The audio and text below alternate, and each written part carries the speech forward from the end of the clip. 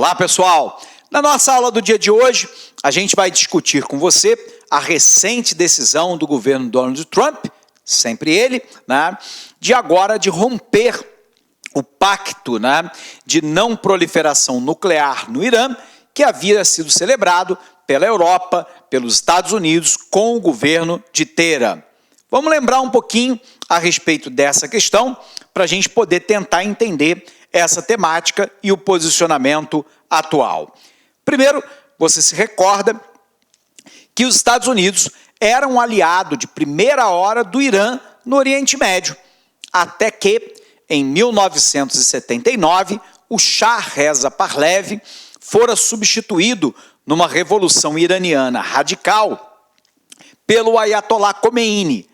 O Ayatollah Khomeini começa a implementar dentro do Irã uma teocracia, a palavra teo significa Deus, cracia, poder, portanto um poder político, econômico, cultural e social dominado pela religião islâmica, tal qual a leitura xiita dentro do Irã, e, portanto, fortemente nacionalista, anti-americanista e anti-ocidental. Nesse momento, há um rompimento das relações entre os Estados Unidos e o governo do Irã. Os Estados Unidos, inclusive, apoiaram, patrocinaram, incentivaram a guerra Irã-Iraque, que vai acontecer lá de 1979, 80 até 89. Os Estados Unidos, que antes era aliado do Irã, temia que o fundamentalismo islâmico iraniano se espalhasse pelo Oriente Médio. Os Estados Unidos, então, perderiam o controle de 65% do petróleo mundial. Os Estados Unidos, então, se aliam ao ditador Saddam Hussein. É isso mesmo que você está ouvindo. Os Estados Unidos já foram aliado de Saddam Hussein. Os Estados Unidos se aliam a Saddam Hussein e apoiam a guerra Irã-Iraque. O Iraque, de Saddam Hussein, tinha lá uma disputa de terra absolutamente inócua na fronteira com o Irã. Enquanto que a maioria da população do Irã é xiita, a população no Iraque, em sua imensa maioria, é sunita. Saddam Hussein habilmente manobra essa rixa dentro do próprio Islã e inicia lá uma guerra numa disputa de fronteira. Para os Estados Unidos, isso era ótimo, porque envolvido numa guerra, o fundamentalismo islâmico iraniano provavelmente não se espalharia para a Península Arábica, algo que de fato aconteceu. E o resultado, é que Saddam Hussein permaneceu aliado dos Estados Unidos até 1989. Saddam Hussein só será considerado um inimigo quando em 1991, ele resolverá invadir o Iraque. Ele resolverá invadir o Kuwait. E aí Saddam Hussein, ao invadir o Kuwait, teria o domínio de 20% do petróleo do mundo. Aí os Estados Unidos passam a considerá-lo como um inimigo, movem lá a Operação Tempestade no deserto, libertam o Kuwait e aí Saddam Hussein entra no quadro de inimigos da América. Tanto que, em 2003, sem apoio da ONU, o presidente Bush alega que Saddam Hussein tinha armas de destruição de massa e patrocinava o terrorismo internacional e resolve invadir o Iraque. Não encontrou absolutamente nada no Iraque. Saddam Hussein, obviamente, era um ditador sanguinário, mas não tinha armas de destruição de massa e não patrocinava o terrorismo internacional. Os Estados Unidos gastou $1 trilhão nessa guerra, 4.500 soldados americanos perderam a vida, 100 mil iraquianos morreram, a infraestrutura do país foi toda destruída e no final do seu mandato, o Bush disse que foi levado a invadir o Iraque por uma informação incorreta passada pela CIA. É muita cara de pau. Beleza? Então vamos botar isso na tela para você entender essa questão. Então vamos lá. A gente tem que tentar entender aqui a relação entre os Estados Unidos e o Irã. Então vamos lembrar, até 1979, o Irã era comandado pelo Shah Reza Pahlavi.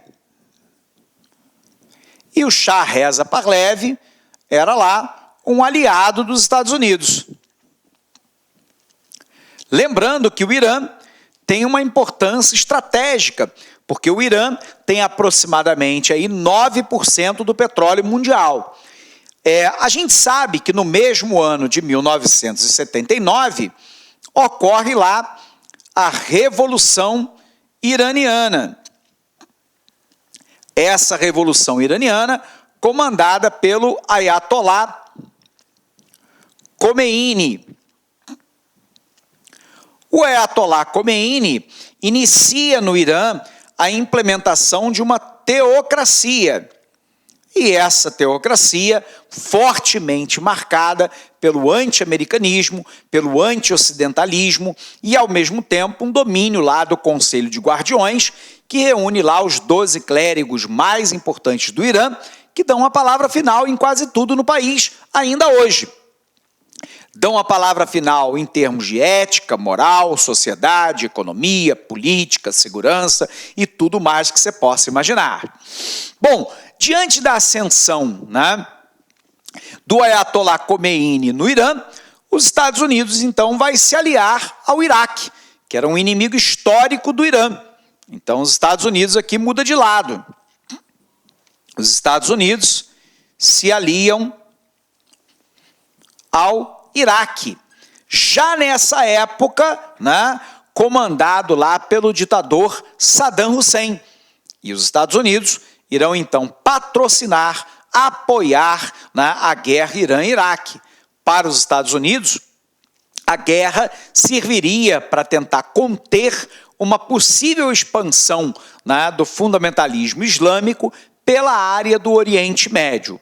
Então, o que a gente vai ter lá, pessoal? A gente vai ter o seguinte, que no período de 1980, 79, 80 até 89, a gente vai ter a guerra Irã-Iraque. Então, de 1980 a 89, nós vamos ter lá a guerra Irã versus Iraque, e lembrando que o Iraque apoiado pelos Estados Unidos. Tudo bem?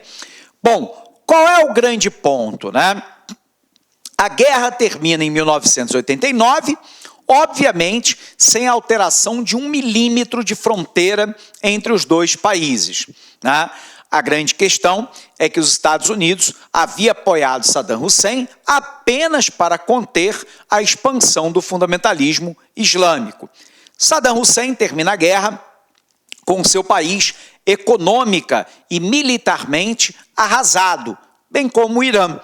Resultado, o Iraque resolve lá, em 1991, invadir o Kuwait. O Kuwait, que já foi território iraquiano, mas que era um país independente, e o objetivo do Iraque era usufruir do petróleo kuwaitiano. O Iraque tem 11% do petróleo mundial, o Kuwait tem 9%, Saddam Hussein controlaria 20% do petróleo mundial. Resultado, os Estados Unidos deflagram uma operação militar. Essa operação militar, chamada de Tempestade no Deserto, e nessa operação Tempestade no Deserto, os Estados Unidos acabam derrotando o regime iraquiano e expulsando os iraquianos do Kuwait. Resultado, Saddam Hussein, que era um aliado, passa a ser então um inimigo. O Irã, desde 1979, inicia então uma relação muito dura com os americanos, de forte anti-americanismo, de forte anti-ocidentalismo e, ao mesmo tempo, dizendo que a sociedade judaico-cristã ocidental é uma sociedade decaída, moralmente abalada, e que, portanto, o Irã se fecha ao modelo de globalização proposto pelos americanos. O problema é que esse fechamento, ele também leva a um empobrecimento do país, né? E diante desse fato, o Irã vai tentar uma estratégia. Essa estratégia é se tornar uma potência nuclear. Então vamos apagar aqui para a gente tentar entender isso. Durante os anos que se seguem, né, ao rompimento das relações diplomáticas entre os Estados Unidos e o Irã vai iniciar lá um programa nuclear. Segundo o governo iraniano, o seu programa nuclear tem finalidade pacífica. Teoricamente, seria para criar usinas termonucleares para quando o petróleo começar a escassear, para utilizar o urânio enriquecido em medicina nuclear e coisas afins. O objetivo, segundo, né, os iranianos, não era desenvolver uma bomba nuclear. Só que o Irã tem um grande inimigo no Oriente Médio, que é Israel. Israel é o único país não árabe islâmico de todo o Oriente Médio. Lembrando que o Israel é um estado, né, semita, ele é um estado judeu. E lembrando, né, que Israel é um aliado, né, dos Estados Unidos. Portanto, os Estados Unidos têm todo o interesse, né, no domínio militar e político de Israel sobre parte dessa região. Bom, Israel, né, sempre suspeitou de que o programa, né, nuclear iraniano, na verdade, não tinha finalidade pacífica. O objetivo era criar uma bomba nuclear. O problema é que o Irã, por ser uma teocracia, ao criar uma bomba nuclear e ter aí, né, claramente apoiado regimes, né, ditatoriais no próprio Oriente Médio, contrários a Israel e aos Estados Unidos, por patrocinar o terrorismo internacional. Por exemplo, o Irã é um dos países que apoiam, né, o grupo Hezbollah, que é um grupo terrorista islâmico que ataca Israel a partir do sul do Líbano. O Irã é acusado, né, de apoiar grupos radicais como o Hamas, que atua na faixa de Gaza, no território da Palestina. Óbvio que Israel, que é uma potência nuclear não declarada, Israel sempre temeu, né, de que se o Irã tivesse uma bomba nuclear, isso poderia criar uma forte instabilidade política no Oriente Médio. O resultado é que os Estados Unidos, né, junto com a ONU, passaram a impor fortes sanções políticas e econômicas ao Irã. E essas sanções foram pouco a pouco, né, sufocando o regime iraniano, onde uma parte gigantesca da população, né, caminha ali na área da pobreza e da miséria. Durante a gestão do Barack Obama, isso começa a mudar. Pela primeira vez, o Irã tinha um presidente considerado para o país como moderado, chamado Mohamed Rouhani, né? E o Mohamed Rouhani passa, então, a ligar diretamente para o presidente americano Barack Obama. O Rouhani propõe, basicamente, o seguinte: o Irã abriria as suas instalações para a inspeção da Agência Internacional de Energia Atômica, paralisaria o seu programa nuclear bélico, passaria a importar as pastilhas enriquecidas de urânio, com controle da própria ONU, apenas para manter um programa de termonucleares e para a medicina nuclear, e, em troca, os Estados Unidos desbloqueariam parte das sanções ao regime de Teherã. Esse acordo foi um passo gigantesco no sentido aí de tentar impedir que os grupos mais radicais dentro do Irã forçassem o Irã, né, a ter uma bomba nuclear. Então, botando aqui no quadro para você. O que a gente vai ter, né? A gente vai ter lá, durante o governo Barack Obama,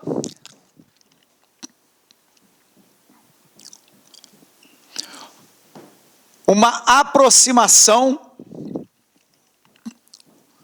política com o Irã.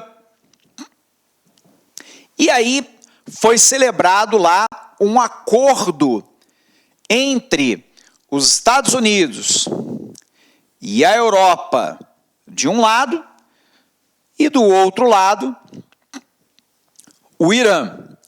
O que o Irã, né, abria mão? O Irã, né, permitiria as inspeções da Agência Internacional de Energia Atômica, que poderiam confirmar que o país não vinha enriquecendo urânio, né, com finalidade bélica. O Irã, né, paralisaria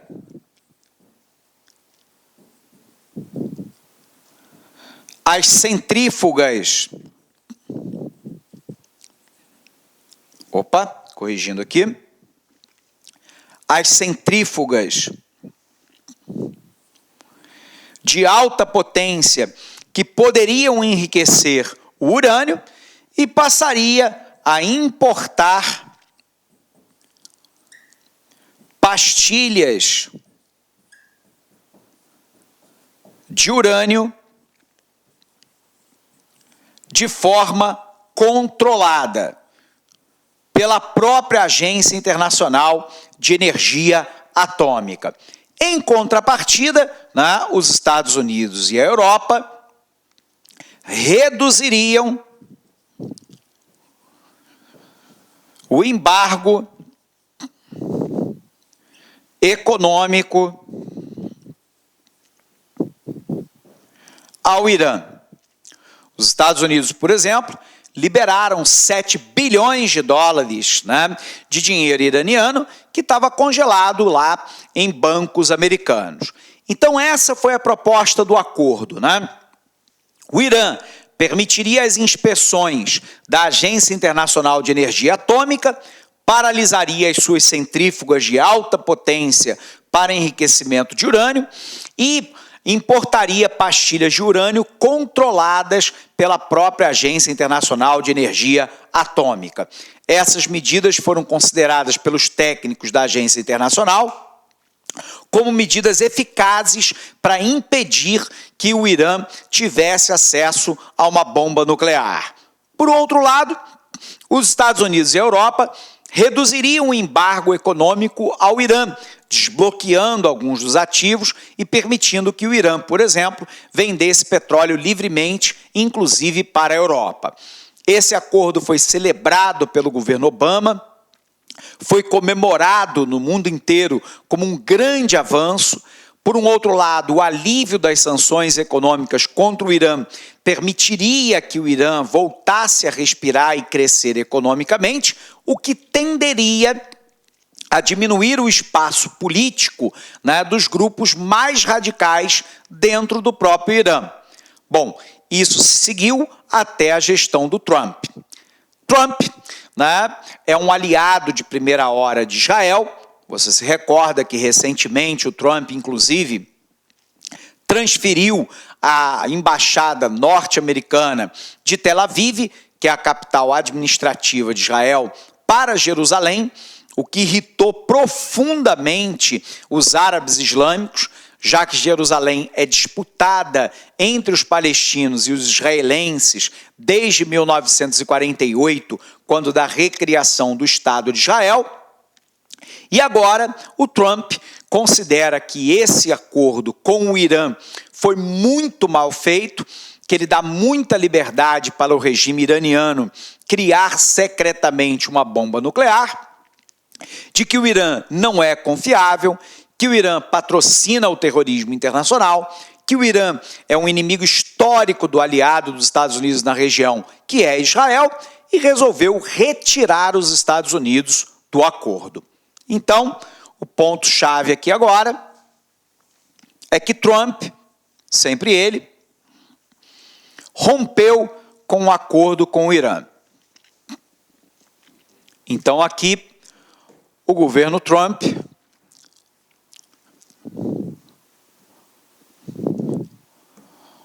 rompe o acordo com o Irã.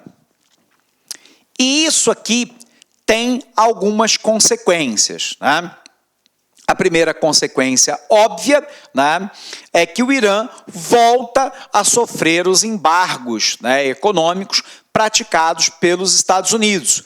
E isso prejudica severamente a economia iraniana.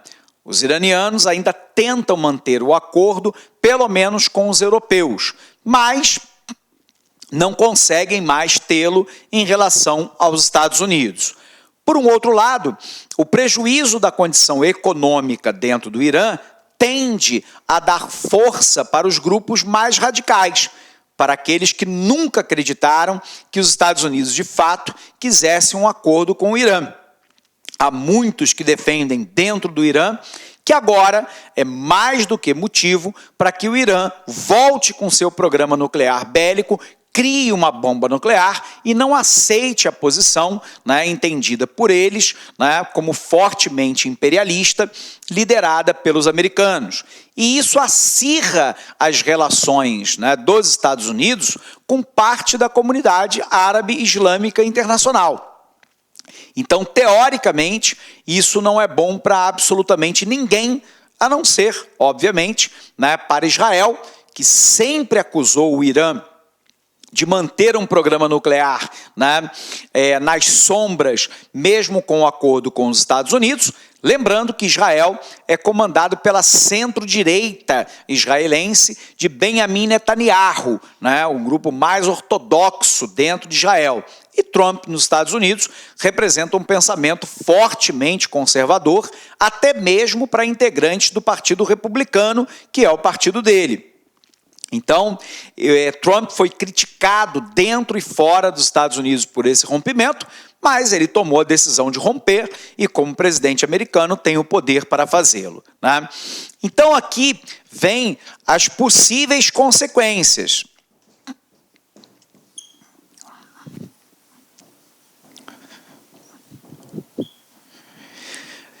Dentre as possíveis consequências, o que nós temos lá, né?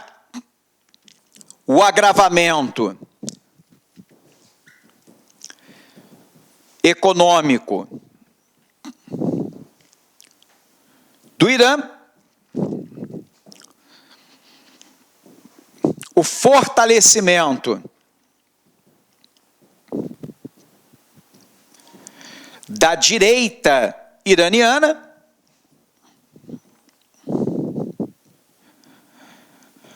a descrença internacional nos Estados Unidos,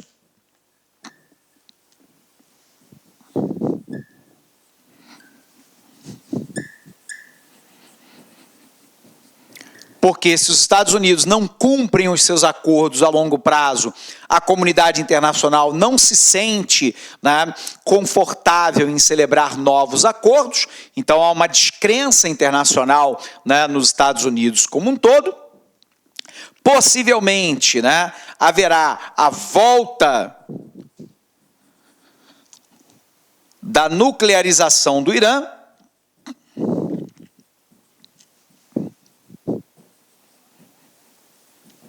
e a insatisfação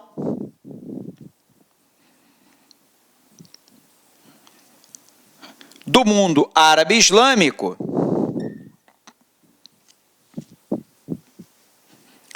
com os Estados Unidos. Então, o que a gente tem lá, né? Entre as possíveis consequências, o agravamento econômico do Irã, a situação econômica do Irã, que já não é boa, tende a se agravar, embora agora com a elevação do preço do barril do petróleo, isso favorece uma retomada do crescimento iraniano. O fortalecimento da direita iraniana, que nunca acreditou, né, de verdade na sinceridade dos Estados Unidos, né, de retirar as sanções econômicas em troca da paralisação do seu programa nuclear. A descrença internacional nos Estados Unidos, porque os Estados Unidos não cumprem os acordos que ele mesmo se propôs no passado. A volta da nuclearização do Irã, trazendo mais instabilidade para o Oriente Médio. E a insatisfação árabe islâmica com os Estados Unidos. Isso revolta o mundo árabe islâmico, né, contra os Estados Unidos como um todo, que não cumpre a sua palavra de um acordo que foi celebrado há poucos anos atrás. Né?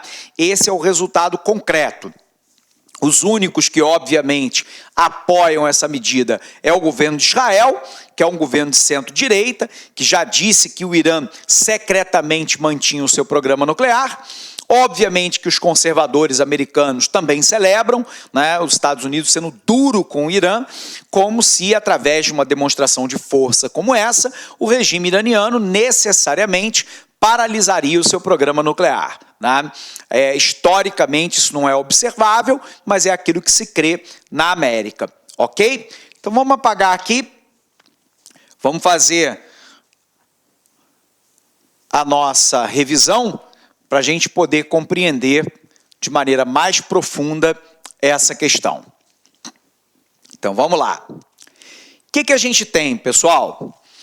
No passo mais controverso aí do seu mandato, o presidente dos Estados Unidos rompeu o acordo nuclear com o Irã e reimpôs em máximo nível e de forma imediata todas as sanções econômicas contra a República Islâmica do Irã. Abre aspas. Minha mensagem é clara. Os Estados Unidos não lançam ameaças vazias, afirmou o presidente Trump. Trump volta à sua origem, o ponto de partida que nunca abandonou, alimentar o voto radical e destruir todo o legado que foi deixado pelo seu antecessor do Partido Democrata, o presidente Barack Obama.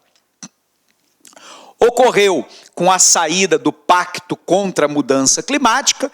Trump saiu, né, do Pacto contra a Mudança Climática realizada lá pelo governo Obama em Paris, na COP, na Conferência das Partes das Nações Unidas contra a Mudança Climática, com o Acordo Transpacífico, que criava o maior megabloco econômico do mundo, e com o degelo com Cuba, com o veto aos muçulmanos na sua entrada nos Estados Unidos, e agora aconteceu com o Irã.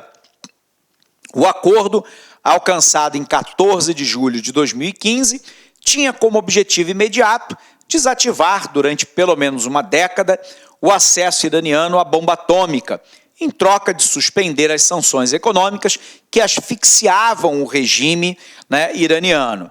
Mas, no longo prazo, representava um passo muito mais importante.